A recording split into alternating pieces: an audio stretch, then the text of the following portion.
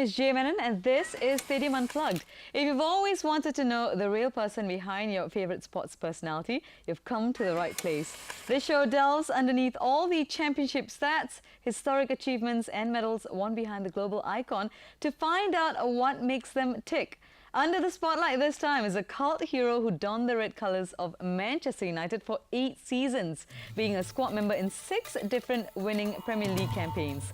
He also lifted the FA Cup twice as a Red Devil, and he most memorably picked up a Champions League winners' medal when United grabbed the treble back in 1999. On top of that, he played more than 100 games for Blackburn Rovers, and even today his name can still be heard as a popular chant with the fans at the Theatre of Dreams. I'm of course referring to David May. Welcome to the show, David. Thank you. All right, now I want to start from the the thing that people still talk about, you being a notorious prankster. Now, what's the most notorious prank that's given you this moniker?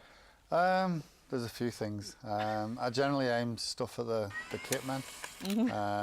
And anybody who used to come in with brand new trainers, brand new shoes, I'd be the one to cut the laces. On brand new shoes? Brand new shoes. Why would you do that? Just to be annoying.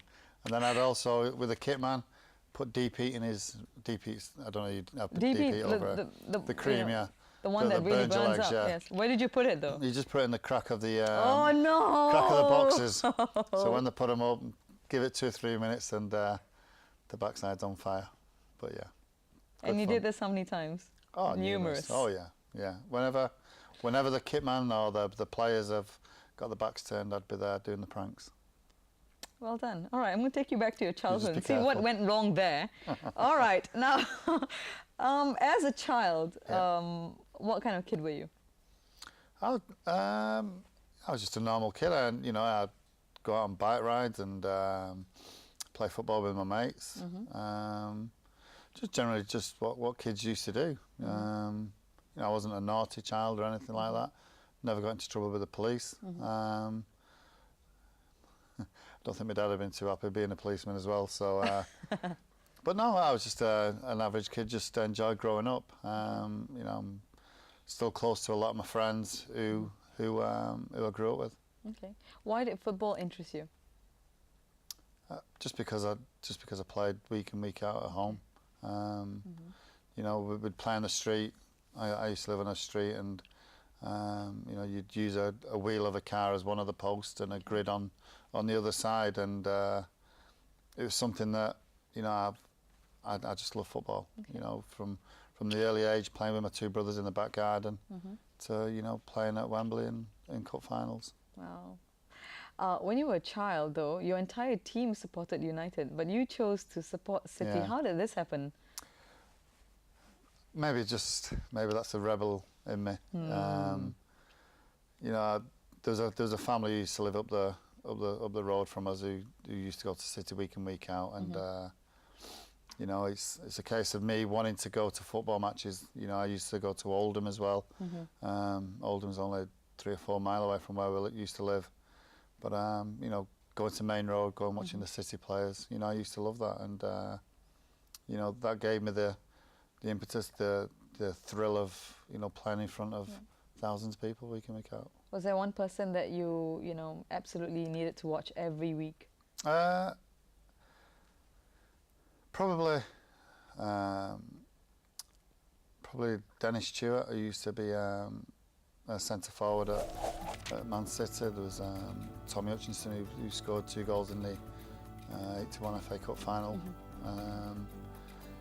But for me, it was just a rush of the fans, the excitement of being at a ground, travelling away. My first away trip was Barnsley, being on the bus with all the City fans, and it was just a real buzz that I loved.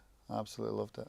All right, steering away from football though, what were the other things that you were very interested in as a child? As a child, just what kids do. I mean, nowadays they're spoiled with the Xboxes and the PlayStations. We never had that. We had to deal with what we used to have, toys, and you'd play Tig and climb trees and just general things what kids do. I think children now are so spoiled. You know, they have so many choices where, you know, you take all the toys of them, take all the the Game Boys and PlayStations off them, and then you find out what a real child can do to just to see what he can do with his own thoughts. Okay. You said your father was a cop, was a policeman? Yeah, policeman, yeah. Wow. So was it a very strict household? It wasn't, no. You know, my dad was pretty much similar to myself, you know, just laid back. He'd be away for long hours. You know, it was my mum really who brought us up as 3 lads. You know, I'm the youngest of 3. So my mum would make sure that the homework was done and tea was ready for when my dad had come home from work. And but no, I wouldn't say my dad was strict. I mean, we had guidelines, and if ever you overstepped those guidelines, then he'd come down and like any parent would do. You know, you do need rules, but you know there was quite flexible. There wasn't tough on me. All right. Stay tuned for more on David May after this. You know, life is too short. You read about people who have hundreds of millions of pounds in the banks, and yet they've got no personality, they've got no lives.